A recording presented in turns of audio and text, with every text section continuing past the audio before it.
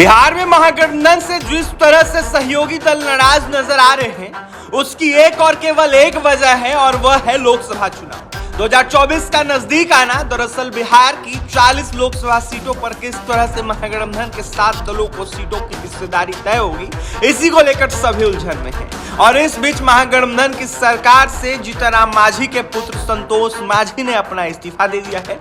इसके बाद से ही बिहार की सियासत में भूचाल सा आ गया है। दरअसल महादलित वोट बैंक में सेंध लगता देख नीतीश और तेजस्वी दोनों परेशान हो गए हैं।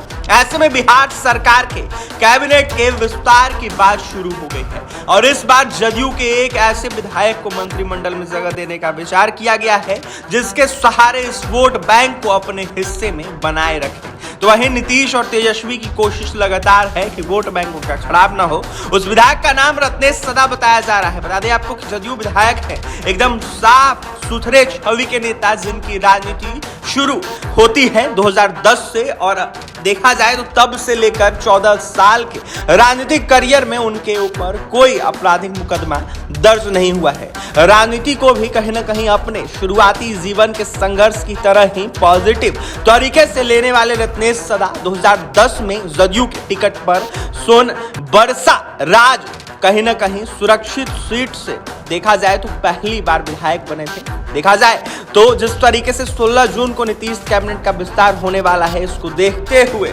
आज जिस तरीके से नीतीश कैबिनेट का विस्तार होना है, ऐसे में अब रत्नेश सदा को आगे किया जा रहा है। ऐसे में उनका नाम जो है सबसे ऊपर है। आपको बता दें कि संघर्षों से बड़े जीवन से कब राजयोग से सदा का नाता जुड़ा, यह जान लेना जरूरी है। रत्नेश सदा रिक्शा चलाने का काम करते थे। इसके बाद 2010 में उनको जदयू के टिकट पर विधायकी में जीत हासिल हुई और 13 साल के राजनीतिक सफर के बाद अब वह नेता से मंत्री बनने की राह पर चल निकले हैं। हालांकि रत्नेश का कहीं न कहीं राजनीतिक जीवन भी संघर्षों से भरा रहा है। 1987 से ही वह राजनीति के मैदान में उतर आए, लेकिन विधायक 2010 में बने। वह प्रारंभ में कहीं न कहीं देखा जाए तो रिक्शा चलाकर अपना और अपने परिवार का पेट पालते थे। रत्नेश के पिताजी भी मजदूर जो थे वो थे, तो वहीं मजदूरी करते थे। हालांकि इन संघर्षों से लड़ते रहे रत्नेश सदा ने स्नातक तक की पढ़ाई भी की है। अब चुनाव आयोग में दायर हलफनामे की माने तो उनकी कुल चल अचल संपत्ति जो है वो करीब देखा जाए तो 1,30,00,000 रुपए है। 3 बेटे और 2 बेटियों के पिता रत्नेश सदा का जीवन बेहद सादा रहा है। वह अपनी पार्टी के महादलित प्रकोष्ठ के अध्यक्ष है। उन्हें कहीं ना कहीं सोनबरसा राज सुरक्षित सीट से लगातार 3 बार विधानसभा चुनाव में जीत हासिल हुई है, तो वहीं 3 बार वो विधायक बने अपने सीट से।